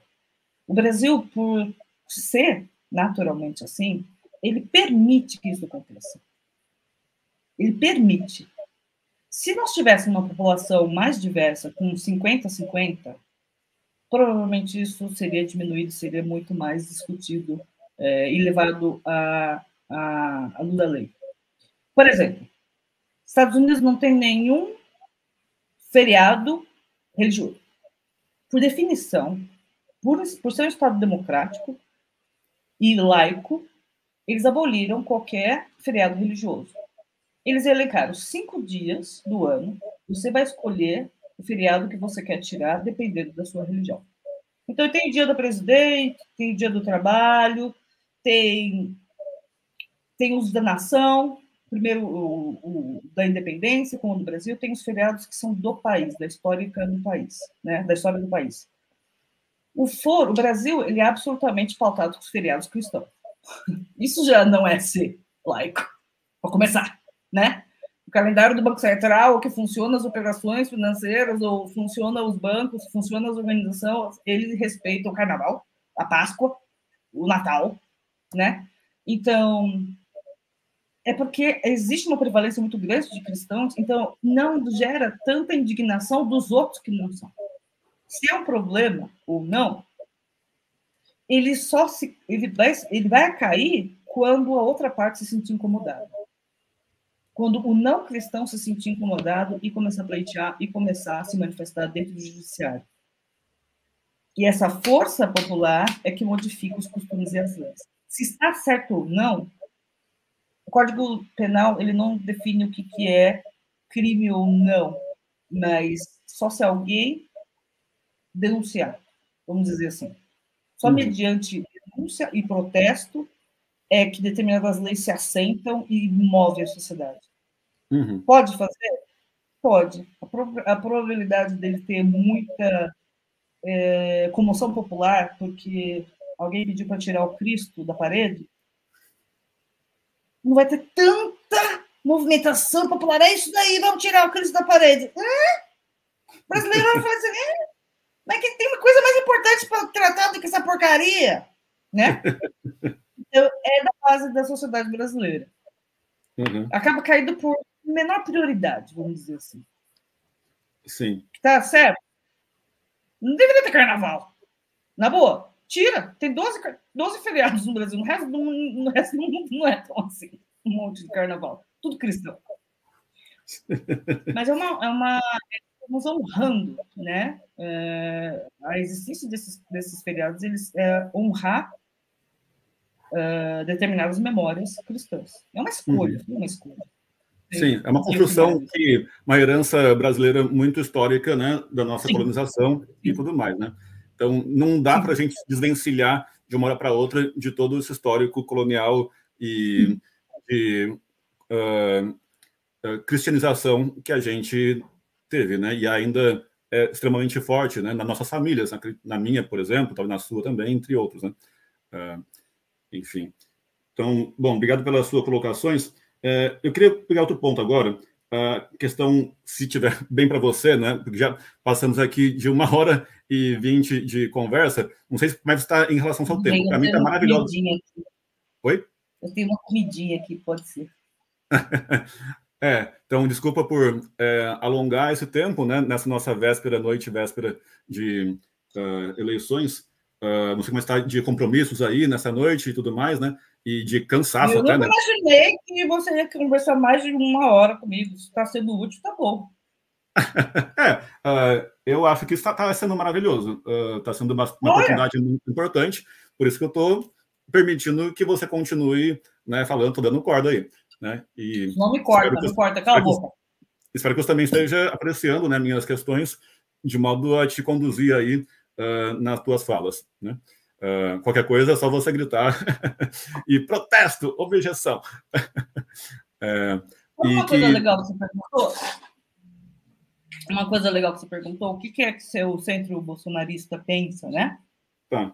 Eu não gosto de colocar o nome dele, coitado. O cara só acabou representando isso, mas vamos falar sobre o centro de direita, ou que as pessoas existe até uma pequena parcela, mas talvez de extrema direita, né? O que significa extrema direita? O que significa extrema esquerda? Blá, blá, blá. Vamos condensar um pouquinho isso. Tem dois aspectos: político, de como ele quer organizar a sociedade, e o outro que é econômico. Então, a partir desses dois índices que a gente vê se é amarelo ou vai para o azul, né? Vou colocar o amarelo e o azul, e o meio é verde. Em vez de falar direita e esquerda, eu vou falar o amarelo e o azul, e o meio é verde. Uma porcentagem grande que a gente viu, acaba aparecendo bastante forte no Brasil, são... O que é um pouco da direita, né? A direita significa, na construção da economia do mundo, na condução da organização de como distribuir riqueza no mundo, a Inglaterra fez um modelo chamado liberal. Mas por que é liberal? Liberal o quê? Liberal é uma filosofia política, é uma filosofia ideal. É da individualidade, que o homem ele tem o direito, e o direito individual ele é a premissa mais importante. Mas qual é a diferença disso do resto? Que antes, a outra visão é de conceber o social antes do individual. Isso muda tudo. Isso muda tudo. Né? Então, por exemplo, o modo de condução oriental, por exemplo, no China, no Japão, ele é extremamente social. Todas as ações do homem, ou de um bom governo, ele deve ser para beneficiar o todo. Uma ação não vista como boa individualmente, mas ela se justifica pelo todo, então ela é legítima. E ela é muito conceituada nisso. O Ocidente, principalmente os ingleses, na Revolução Industrial, no começo do comércio, o imperador, esse conceito de que o governo, os reis ditavam as leis, emperrava o desenvolvimento do comércio. Óbvio. Botar um monte de taxa, imposto, caramba, crio emprego nesse país e o rei vai lá e me rouba todos os impostos, meu lucro, né? E aí começa a porrada. E aí que criou essa noção de direita e esquerda. Mas o mundo é bem diferente lá no caso da França. Bom, o fato é, o indivíduo, ele é o senhor do seu destino. E o governo, ele serve para quê? Para permitir com que eu tenha a autodeterminação e o Estado deve me proteger para que eu possa ter a minha liberdade individual. Significa que eu sou um ser racional, eu tenho consciência dos atos, eu sei sobre consequências e, portanto, enquanto cidadão e ser, eu tenho a liberdade para conseguir buscar a minha felicidade individual da minha família. O foco está em outra coisa. Isso muda radicalmente. Muito colado com isso vem também o liberalismo econômico. Modo de pensar e modo de criar riqueza no mundo. O que significa? Eu vou fazer comércio com qualquer um no mundo. Você não vai me encher o saco. Se você está em guerra com não sei o que lá, não me importa. Se o rei não gosta de um país ou do outro, não importa. Eu vou buscar fazer comércio em qualquer lugar do mundo. Tanto que o comércio e a argumentação deles, a prosperidade, essa liberdade econômica dos seres individuais. Isso é muito forte. Agora, ele fala, quem é que imagina uma sociedade de hoje sem o liberalismo inglês clássico? Não existia Revolução Francesa, não existia Revolução Industrial, todos os bens que a gente possui hoje é por causa do liberalismo ideal, econômico e político. Nossa Constituição, ela tem cunho liberal, político. A defesa da propriedade privada, ele está dentro da Constituição. É um direito do homem. Então, a Constituição, ela é bastante focada, ela é baseada dentro do capitalismo e liberalismo político. São dados. O que é outra forma de pensar? De que todo o governo, qualquer estado do mundo, ele deve existir somente para e exclusivamente para o benefício de todos, por igual. Seguindo um e outro, você dá em caminho diferente. Você traz coisa boa de um lado e traz coisa ruim de um lado. E a mesma coisa, traz coisa boa de um lado e traz ruim do outro. O pessoal mais da direita significa o quê? Eu construí do nada, construí tudo que eu tenho na minha vida. Eu não esperei nada de ninguém, eu não herdei nada. Eu construí com o meu trabalho. Isso vem muito junto com a religião protestante, que é a evangélica, aqui no Brasil. Os protestantes pensam, se chega aos céus, se chega a Deus, através do trabalho, e o benefício que você pode proporcionar para o outro.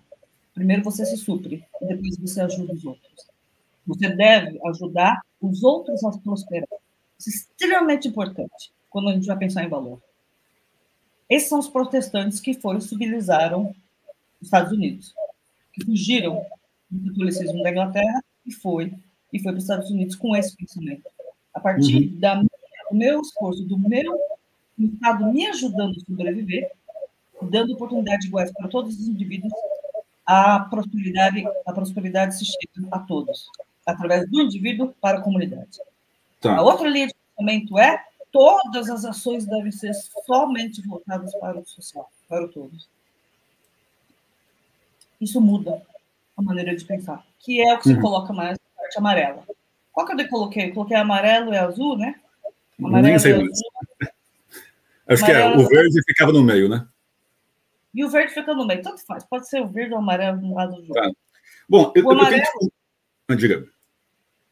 E o amarelo, ele pensou o oposto. Ele disse, nunca vai ser possível, através do sistema liberal, do pensamento liberal, Ele é bonito, ele conseguiu criar muita coisa. No entanto, não vimos um momento em que a prosperidade foi igual para todos.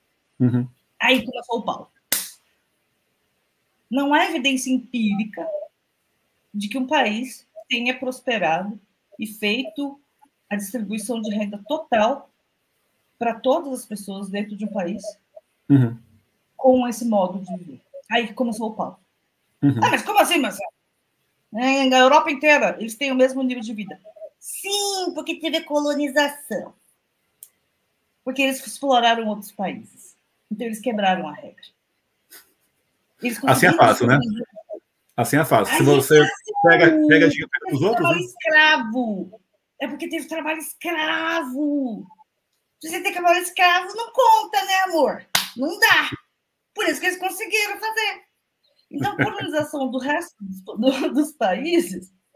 Então, aí é que... Mas vai provar isso com o liberal. Aí fica... Não é possível. Como assim? Mas ele não deixa de ter a lógica racional dele. Óbvio que ele tem. Você acha que o mundo teria a quantidade de bens que existe em material que existe hoje no mundo? O mundo material, hoje, ele é feito por causa do liberalismo. É impossível descolar isso. Né? Em tecnologia e inovação. Bom, eu tenho que fazer uma pergunta muito importante nessa 1h30 de conversa que estamos aqui. Melhor a gente botar um limite máximo, senão a gente vai ficar aqui até amanhã e vai até perder o horário da votação da eleição. É você que manda. Bom, agora estão 9h17 da noite, dessa véspera de 2 de outubro de 2022. Está maravilhosa essa conversa, daria para ficar infinitamente aqui, mas acho que é melhor a gente botar como limite máximo, estourando daqui a uns 20 minutos, vai? Para a gente encerrar essas nossas conversas, né? Para a gente poder depois descansar e se preparar para o dia seguinte e fazer mais o que tem que fazer da vida. Então, vou tentar pegar alguns pontos que eu considero essenciais ainda para a gente refletir, né? E ficar como esse repertório aqui do meu Instagram. Depois também você passa para o seu também. Passa, inclusive, o seu Instagram já, para eu poder anotar aqui e compartilhar. Como é que é o seu? Eu nem mexo no Instagram.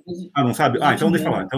Então, é porque na hora que eu terminar a live, eu tenho que colocar o nome da pessoa para poder passar no seu perfil também, senão não dá mais depois.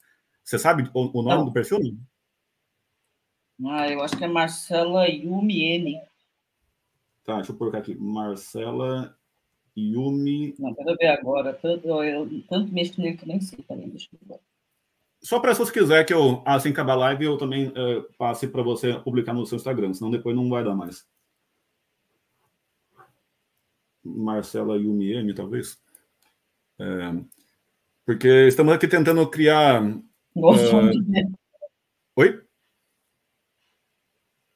Onde você vê o próprio Edi? Marcela underline, Marcela Yumi N.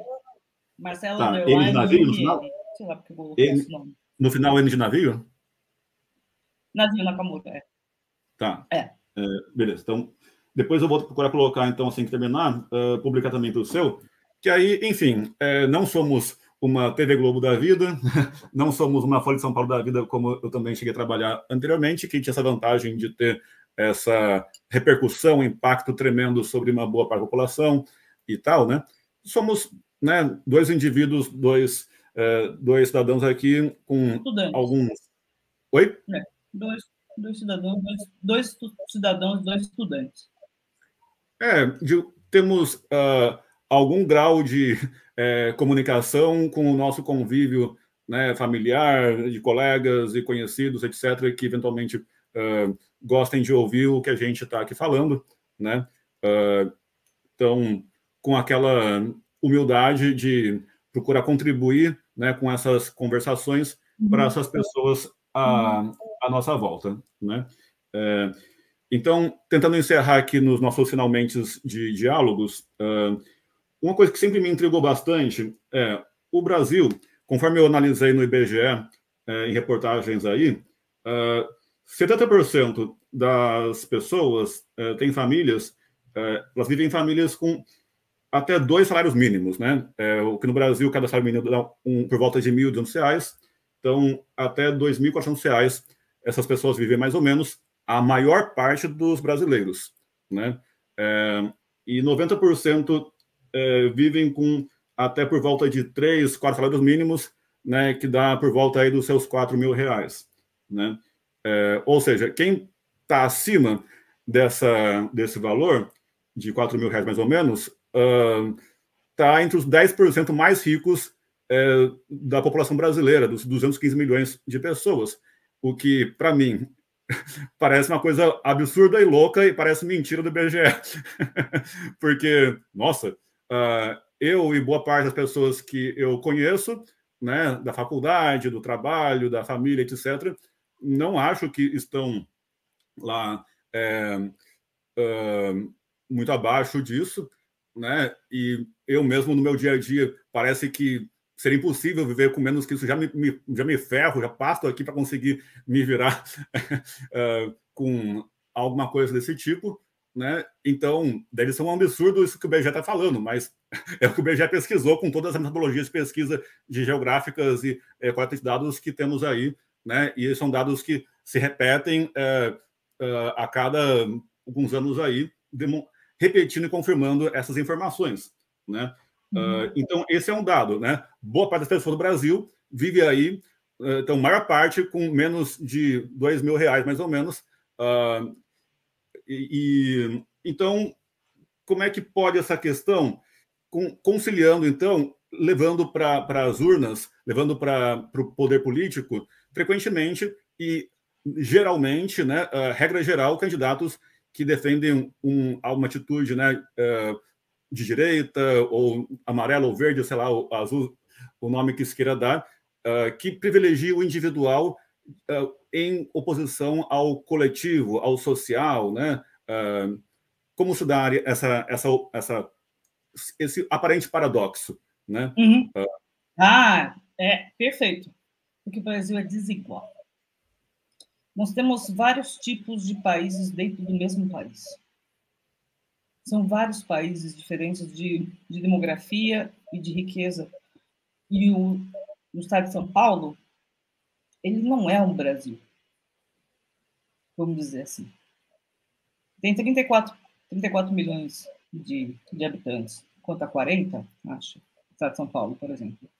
Mas só São Paulo, Rio, um pouco do Sul, o custo de vida e os tipos de serviços e as coisas que se consomem são vidas diferentes. A gente tem outro país, vários países no mesmo país. Então, considerando um país em desenvolvimento, se a gente considerar que o Brasil fosse igual, pobre, mas igual, todo mundo é pobre. A maioria dos países, agora falando internacionalmente, né? Todos os países em desenvolvimento, é quase que natural você adotar uma estratégia de governo social, que é o que significa o que os economistas chamam de progressista. Economista, ao invés de falar direita ou esquerda, ou amarelo ou azul, que eu quero colocar, em vez de colocar direita ou esquerda, eles falam progressista ou conservador. Isso é muito importante, que as pessoas prestem atenção nisso. Economistas, eles não falam direita ou esquerda, eles falam progressista conservador. Significa o quê? Conservar é o quê? Conservar é ser avesso às coisas novas? Não! Conservador significa esse Estado de Direito que nós temos aqui é o melhor que nós chegamos e eu não quero mudar. Significa, não quero revolução. É isso que é ser conservador. As pessoas assim, acham que conservador está ligado muito à ideia de é para trás. Não, ele simplesmente quer manter o Estado. Então, politicamente, pode-se dizer que alguém que seja constitucionalista e que o país seja conservador. Porque essas leis que estão, a Constituição, ela é boa sim e deve manter assim. O revolucionário, ele não gosta da Constituição de como ela é assim, e ele quer mudar, e quer quebrar essa estrutura, e quer fazer outra coisa. Então, separamos essa diferença. O progressista dentro da economia, ele não aceita o status quo de como a economia vai, de como a estrutura é, e ele propõe políticas econômicas diferentes para que aquilo seja da maneira como está. Isso de progresso, né? Só para diferenciar um pouco. Então, o liberal, ele tende a ser conservador. Por quê? Porque é o estado que nós vivemos. Ele não quer mudar para outro. Ele está do jeito que deve estar, porque naturalmente ele é assim, e as consequências. Esse é o modo de viver e é o resultado de como deveria ser. Não há o que mudar, porque é assim. O progressista, ele acha que não, há o que fazer, e isso daqui não é bom o suficiente, então eu quero essa proposta de X, Y, Z para mudar aqui. A maioria de um país de desenvolvimento, ele é progressista, e ele tende a ser mais de esquerda. Óbvio, porque você tem que construir um país inteiro, você tem que desenvolver, você tem que mudar, sair do que é pobre para chegar num outro status de vida, num outro status de civilização. Então, é naturalmente normal isso. Estados já desenvolvidos não precisa, teoricamente. O que nós fizemos no Partido Conservador da Inglaterra, são muito fortes, tanto que está o primeiro-ministro lá, que saiu agora, né? Eles estão ganhando muita força ali. Por quê? É o do conservador, do liberalismo clássico, e de que o Estado deve, e o governo deve permanecer do jeito que está até hoje. Nós somos o melhor que nós pudemos atingir até hoje, portanto, isso é de muito sangue e temos que conservar. Não temos que quebrar o que está ali. Tá, mas e no que Brasil? É mais ou menos... Tá, no Brasil, por que então temos população tão miserável ou que ganha tão pouco, vive em condições precárias em boa parte do país, e mesmo assim, em boa parte das décadas, segue mantendo no poder as pessoas que procuram manter essa visão conservadora, que não procuram romper com o modelo de sociedade vigente.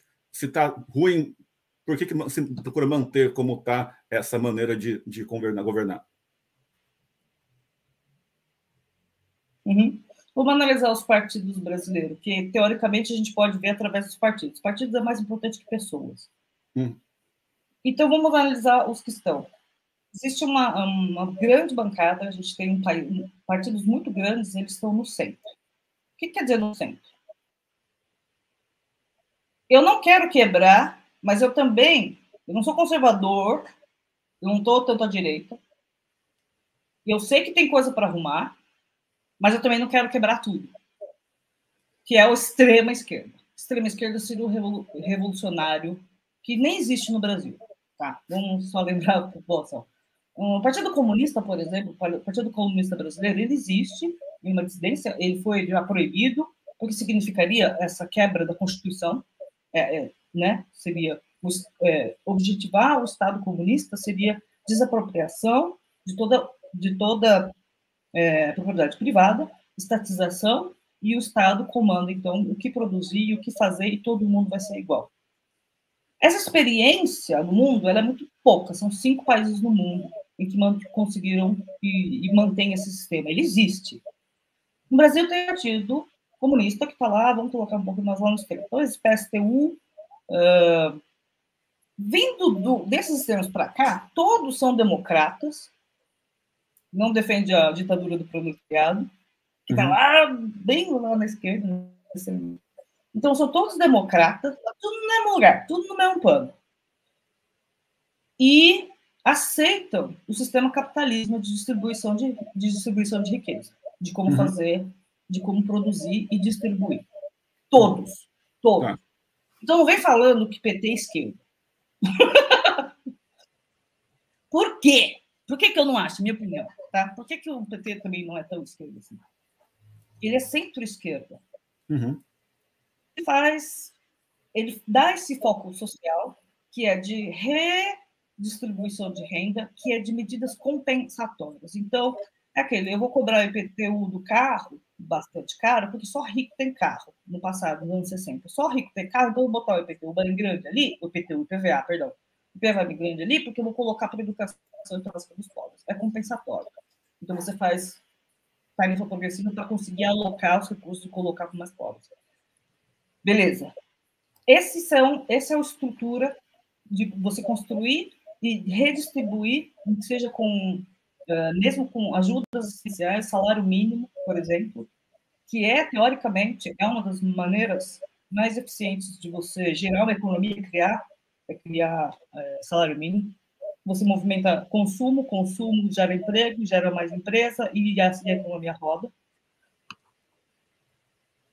Do que pensar só com assistencialismo.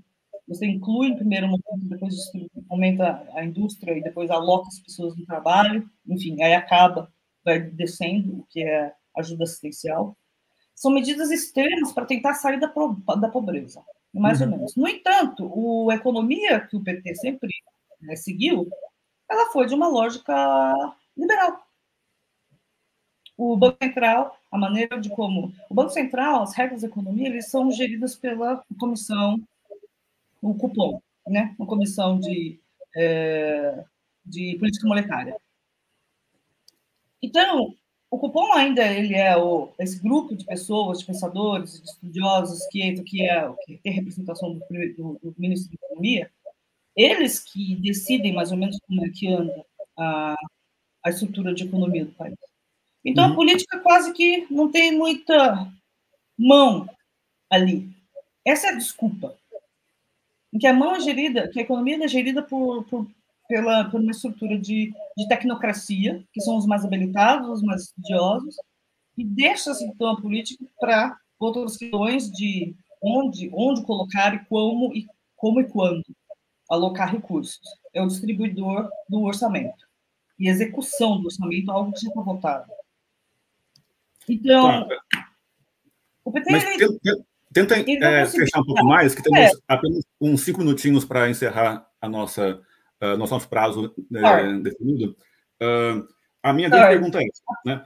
Por que temos, então, o presidente Bolsonaro como representante máximo da nação nos últimos 4 anos, que, então, aparentemente, privilegia esse modo de pensar que não é progressista na nomenclatura aí, sim conservador, né, privilegia esses valores, economicamente falando, mas temos na sociedade brasileira esse 70%, maioria, que vivem com até 2 salários mínimos, e até hoje temos, nessa eleição atualmente, nas eleições de voto para presidente, uma quantia significativa de uns 35%, talvez, mais ou menos, que ainda desejam manter o Bolsonaro, atual presidente, em mais 4 anos, né, com esses valores que economicamente, aparentemente, não batem, né, com essa situação econômica da grande massa da população brasileira. Essa é a minha pergunta fundamental.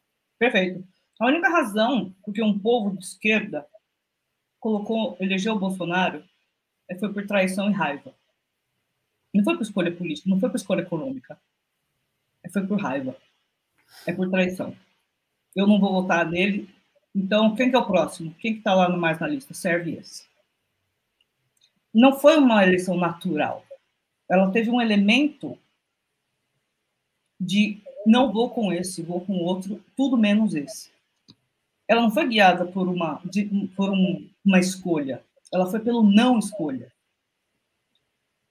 Tanto que hoje, uma média de 35% da população que apoia o Bolsonaro é esse core duro, que é mais representatividade no Sul, no estado de São Paulo, no Rio de Janeiro e no Rio Grande do Sul, é que Bolsonaro e Lula estão ali pau a pau.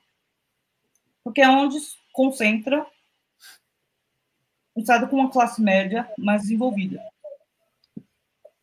Por isso, um pouco maior da adesão no sul do país, inclusive incluindo São Paulo, né? Então, são pelo que a população acredita e acha. Existe essa noção, e ela se deu voz. A grande maioria não apoiaria. Eu vejo, inclusive, que eu tenho um valor assim muito de privilegiar a educação e assim por diante, né? E, inclusive, também verifiquei na minha pesquisa e reportagem que entre os 44 temas colocados, a educação junto à saúde pública é o tema mais preferido de prioridade da população, dos meus respondentes, pelo menos, né? Foi apenas o 40, mas, enfim, uma representatividade interessante. Educação deveria ser a prioridade dos governos, na opinião dos meus entrevistados. E Porém, a gente tem, também, segundo o IBGE, que apenas por volta de mais de metade da população brasileira não tem nem o ensino médio, né? E apenas por volta de uns 15, 20% dos brasileiros chegaram ao ensino superior, né? O que também é uma realidade totalmente diferente do que eu tenho de convívio, né? Porque, infelizmente, a gente vive em bolhas, né? Então, nem parece que essa realidade brasileira existe do ponto de vista do meu convívio social. Eu, como jornalista formado em graduação na USP, com mestrado e artista e professor e tal. Essa realidade que é tão patente do Brasil como um todo, na grande massa, assim, parece ser um outro planeta para o meu convívio. E só por meio de números que eu estou tentando compreender ela, né? Uma viagem para o norte ajuda a compreender o modo de vida, como é que come, o que usa. Não, quando você não tem carro, você não tem que pagar gasolina e PVA, você tira um monte de coisa da sua conta. Você não paga imposto, você não paga nada.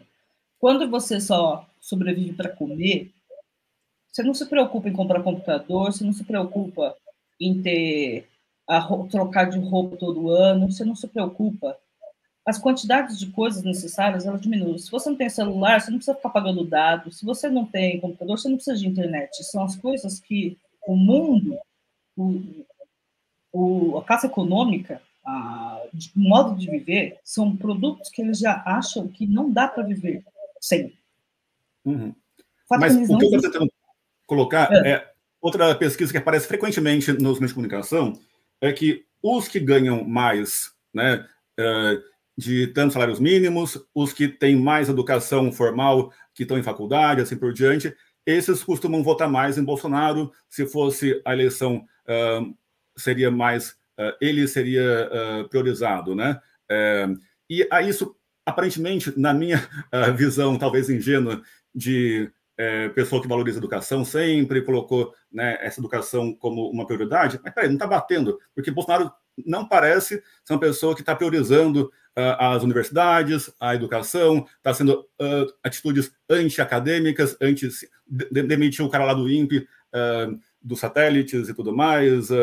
Enfim, ele bate contra tudo que é acadêmico, né? Está sendo como um rebelde das instituições, e assim, bate contra a OMS, os padrões científicos. Então, peraí, por que esse pessoal todo está apoiando, então, Bolsonaro? Justamente os que são mais educados estão vendo um cara que é tão anti a educação. Eu fico nessa dúvida, né? Porque eles rebatem o modo e o que é ensinado, não a educação em si, não o fato de se obter educação. Mas a crítica deles é o que é passado, como é passado e quais são os tópicos, o conteúdo dela. No que se coloca, por exemplo, na cabeça, segundo a maneira como ele pensa, por exemplo, o que é mais importante? O que é mais importante para desenvolver um país? Engenharia, eu preciso de advogado, eu preciso de médico, eu preciso de engenheiro, eu preciso de pedreiro, eu preciso de construção. Os filósofos entram onde? Eles fazem o quê? Para que eu dar bolsa de estudo para filósofo? Para que eu vou dar a bolsa de... Eu preciso de professor, eu preciso... Veja, para que eu vou colocar... Para que eu vou colocar dinheiro em pesquisa astronômica? A gente não tem satélite, a gente não tem NASA. É a escolha de como colocar, é no que colocar dinheiro, é que é a crítica deles. Por que se gasta muito nisso e não naquilo? Então, eu vou colocar mais em matemática e ciências biológicas e exatas do que financiar a bolsa, ou na agropecuária, na engenharia agropecuária, que é mais importante, e fazer bolsas nessas áreas, do que, por exemplo, em identidade de gênero, por exemplo. Então, são as escolhas. É onde colocar. Por que ele acha? Ou escolas... Os professores são muito esquerdistas, ou eles têm uma didática, ou eles defendem publicamente, dentro de sala de aula, políticas. tem um fundo de legitimidade, tanto quanto colocar o Cristo. Colocar o Cristo na sala, né? Então, é uma questão de onde eu acho melhor colocar. Não sou contra a educação, acho que a educação é todo mundo, acho que é básico, não tem um cretino brasileiro que vai achar que não precisa de educação no país. Uhum. É impossível. Mas a pergunta é qual delas? Qual que eles Tá. querem? Entende? Certo. Bom, agora, então, já são 9h40 da noite deste sábado, 1º de outubro, primeiro dia do mês de outubro, 10º mês do ano de 2022. Estamos quase chegando no final do ano, vejam só, prestes a eleger, então, cargos aí para os 4 anos. próximos 4 anos, então, né? 2023, 24, 25, 26. Quanta coisa, parece uma coisa louca, né? Quem diria? A gente imaginar tudo isso, né? Faz algum tempo atrás, nem imaginaria que eu estaria aqui, né? Parecendo um futurista. Né? Não, é porque os 3 últimos anos a história parou, né? O mundo parou, então ninguém viu passar. É um fenômeno mais importante histórico. Bom, a gente acredito que conseguimos, com todos os nossos esforços, como jornalista acadêmico aí, mestre pela USP, e tu como cientista política aí da Unicamp, analisar todos os aspectos que a gente pôde analisar da política brasileira e do processo eleitoral brasileiro nessas quase 2 horas, que estamos aqui em 1h56 de tempo. Como o tempo voa, hein? Você vê? Mas lembrando que a gente falou no começo, a gente está fazendo uma obrigação, porque nosso estudo foi pago pelo ICMS do Estado. Foi o povo brasileiro, foi o povo do Estado de São Paulo que pagou a nossa educação. A gente está fazendo mais do que obrigação, que é retornar o que foi aprendido para ser distribuído, que é o mínimo que a gente pode fazer. Nossa, muito bem pensado. Realmente, quando a gente está fazendo um trabalho, entre aspas, voluntário de discussão, de debate, de educação política e tudo mais que for, que a gente entenda por bem com base nos nossos conhecimentos que a gente teve na faculdade, por exemplo, nada mais é que uma retribuição, um retorno dessa verba pública, desse dinheiro público que foi investido na gente. Né? Então, muito bem pensado isso que você colocou, né, na nossa conversa anterior e agora também. Muito bem colocado. Espero que todo mundo que também tenha passado por cursos como o nosso, né, principalmente, todo mundo, na verdade, todo mundo que tem algumas condições de fazer a sua contribuição para a sociedade, que faça, por gentileza, né, no que consegue de tempo para além, obviamente, de se alimentar, né, de sustentar a si mesmo e a sua família, que muitas pessoas realmente mal conseguem ter esse privilégio que a gente está aqui fazendo, de ter essa discussão, né, de ter essa análise da sociedade, né? Então, é um privilégio que a gente está fazendo nesse momento, né? Que muita gente talvez sequer consegue pensar. E essa é uma das razões do porquê se investir em filosofia. Porque tudo que eu falei aqui é da filosofia política. Não se aprende engenharia. Então não teria pessoas nas ciências humanas. Não teria gente para analisar isso se não fosse essa. Não teria gente. Sim. Então,